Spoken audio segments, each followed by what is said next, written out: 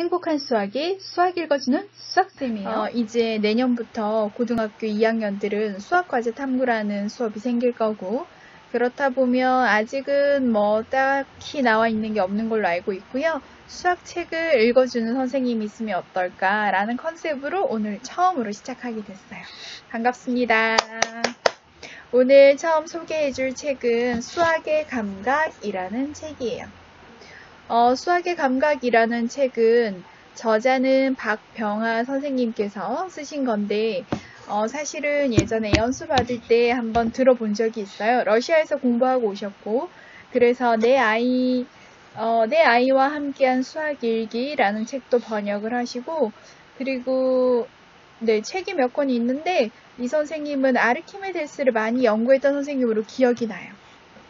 지금 이번 파트는 수학의 감각이라고 하면서 소주제는 지극히 인문학적인 이야기라고 되어져 있어요. 표지는 방금 봤듯이 하얀색 표지에 삼각형이 있는데 초록색으로 금박처럼 초록색이 이렇게 박혀져 있는 출판사는 행성비에서 되어 있어요. 여기는 일단 목차는 13장으로 이루어져 있는데요. 목차 잠깐 읽어줄게요. 기억났어요. 이 선생님 저자 중에, 책 쓰신 것 중에 하나는 수학 읽는 CEO라고 되어져 있고, 이 책은 그 책 내용을 정리하고 다듬은 인문학적인 메시지가 담겨 있는 그런 글이라고 생각이 들고, 실제로 그 앞에 서문에 그런 글이 있더라고요. 목차 한번 읽어줄게요. 혹시라도 뒤에 가다가 목차 얘기 나오면 다시 지금으로 옮겨서 들어보면 되겠죠? 1장, 안 된다는 생각이 가능성을 밀쳐낸다. 2장, 당신 없이 나는 존재할 수 없다. 3장, 그래야만 하냐고? 그래야만 한다. 4장, 때로는 시스템을 뒤집어 엎어라. 5장, 도대체 무엇이 나일까?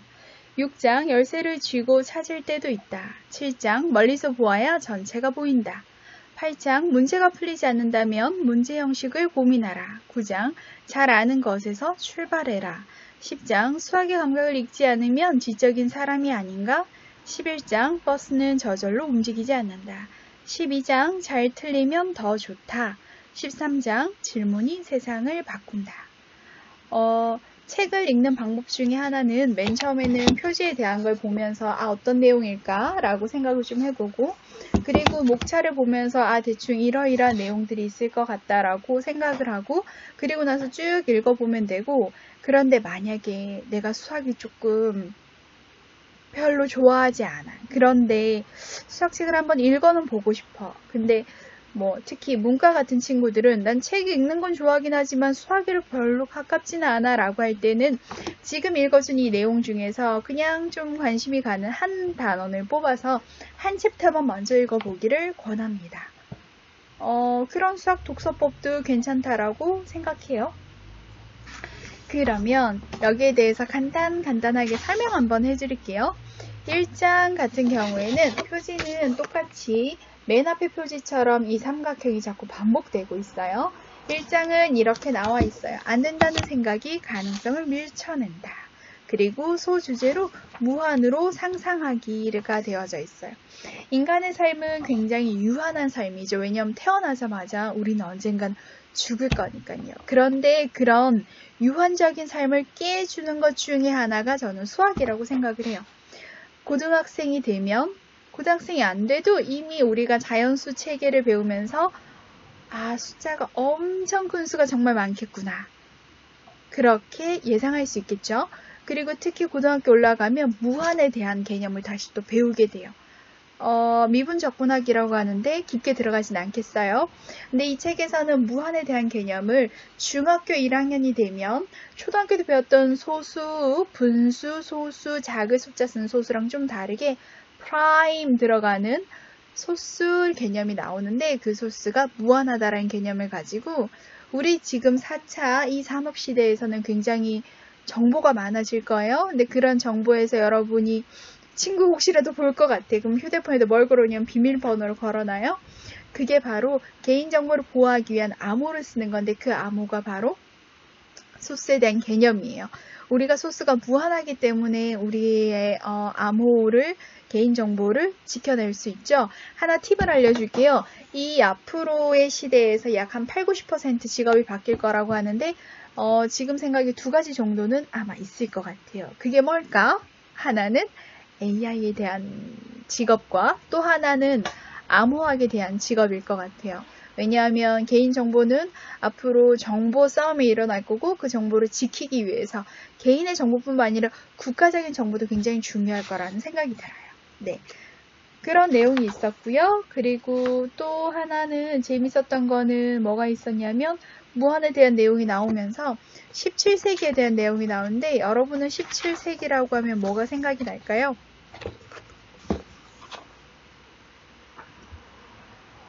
고등학생 정도가 된다면은 아마 17세기면 뉴턴과 라이프니츠 정도 얘기가 나올 수도 있고 안 나올 수도 있고 라는 생각이 드네요. 이 책을 중심으로 이야기를 하자면 책은 순간의 움직임에 대해서 이야기가 나와요. 순간의 움직임? 그러면 초등학생들은 속력에 대한 내용까지 생각할 수 있을까요? 순간의 움직임, 시간과 그리고 거리에 대해서 시간분의 거리에 대한 속력에 대해서 순간 속도의 움직임이 미분에 대한 개념이거든요. 그래서 미적분으로 연결되는 내용까지 이어집니다. 재밌었던 거는 이 책에서 간간히 어떤 책들을 소개를 해주는데 기억에 남는 책은 안 될 건 없잖아 라는 책을 소개해줬어요. 문제 해결법을 제안했다고 했는데 이 책은 선생님도 주문을 했어요. 어떤 내용인지 좀 궁금하다는 생각이 들었거든요. 그리고 2장에서는 이렇게 당신 없이 나는 존재할 수 없다 라는 그 주제로 밑에는 관계망에서 관계 요소 보기라고 되어져 있어요. 이 책에서는 점을 이용을 하고 있어요.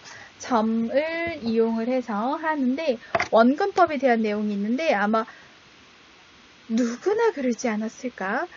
나무 그림 그려보세요 라고 했을 때 나무를 딱 그렸어. 그런데 길거리를 그려보세요 하면은 이렇게 길거리 말고 가족을 그려보세요 하면 엄마, 아빠, 나, 동생 이런 식으로 그림 그리고 길거리 그림 그릴 때도 그냥 내가 생각하는 대로 그냥 그림을 그렸을 거예요. 근데 어느 순간 여기 지금 뒤에 배경이 보이나요?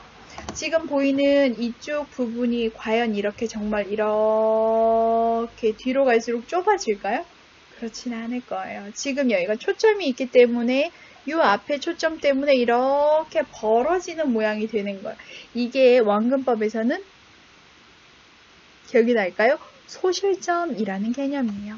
그래서 그 점에 대한 개념 그리고 투시에 대한 개념들 이렇게 넘어서는 거 그런 거에 대한 소개가 나와 있어서 생각보다 좀 미술 같은 느낌으로 재밌게 읽을 수 있는 가볍게 읽을 수 있는 내용들이 좀 소개가 되어져 있었어요. 그리고 이 책에서 나는 제일 재밌었던 거는 7장 부분이었어요. 7장을 한번 보면 7장에서는 멀리서 보아야 전체가 보인다. 그래서 거리 두고 문제를 통째로 보기. 그런 시가 생각나네요. 자세히 보아야 아름답다. 여러분은 모두 다 아름답겠죠? 자, 여기서는 수학적인 내용이 나와 있는데 수학에서 문제를 해결하는 몇 가지 유형에 대해서 나와 있어요. 그냥 제목만 읽어줄게요. 자원을 있다고 보고 해결하기. 그리고 매뉴얼을 따라하기. 문제상을 곧대로 따라하는 거. 그리고 이제는 분석하기. 문제를 그대로 두면서 그 안에서 해결하는 거. 이번에는 문제를 조작해서 달리 보기. 적당히 떨어져서 변형을 한번 해보는 거죠. 그리고 그냥 전체라고 보면서 통 크게 생각하기. 그런 내용들이 소개되어져 있었는데 하나의 문제를 가지고 여러 가지 방법으로 해설을 해결을 해내는 그래서 내가 안에 들어가서 볼 건지 밖에 나와서 볼 건지 그냥 통으로 하나를 볼 건지 라는 문제 해결 전략들이 나와 있어서 꽤 재미있었어요. 나는 어떤 유형일까? 나는 어떤 스타일일까? 수학을 통해서도 그 사람의 심리를 파악할 수 있다는 거는 재미있는 일이지 않을까 싶어요. 그리고 또 하나 소개해주고 싶은 내용은 10장인데요. 10장은 그냥 주제가 재밌죠? 수학의 감각을 잃지 않으면 지적인 사람이 아닌가? 여기 소재는 생각 다이어트라는 부분이 있는데 나온 것 중에서 뭐 여러 가지 내용이 있지만 재밌었던 거는 나누고 싶었던 건 이 부분이 있었어요. 고등학교 1학년이 되면 명제라는 파트를 배울 거예요. 여러분도 아마 알 거예요. 다이어트를 하면 건강해진다는 참일까요? 거짓일까요? 참 또는 거짓을 구별할 수 있는 걸 명제라고 해요. 자, 다이어트를 하면 적당하게 다이어트를 하면 건강해지겠죠? 자, 그렇다면 이 앞에 다이어트를 한다면 이라는 부분이 조건이라고 이야기할 거고 건강해진다라고 하는 부분을 결론이라고 말할 거예요. 우리 뒤집어 볼까요? 어떻게 될까? 건강해져야 다이어트를 한다. 이 말은 참일까요? 거짓말일까요? 때로는 운동할 때 보면 어떤 사람들은 헬스장에 가보면 오히려 날씬한 사람들이 더 운동을 하는 사람들이 있어요. 왜냐하면 오히려 이렇게 좀 관리 있는 사람, 좀 건강한 사람들이 자기 몸을 관리하고 건강하게 더 유지해 나가는 방법도 있는 것 같아요. 이렇게 넘어선 사람이 운동해야 된다도 있겠지만 좀 더 필요한 사람이. 그러니까 사람들은 어쩌면 뺏기는 게 싫을지도 모르겠어요. Anyway, 이렇게 뭐뭐이면 뭐뭐이다 또는 역으로 뭐뭐이면 뭐뭐이다. 우리가 그냥 일반적으로 생각하는 틀을 한번 바꿔보는 거죠.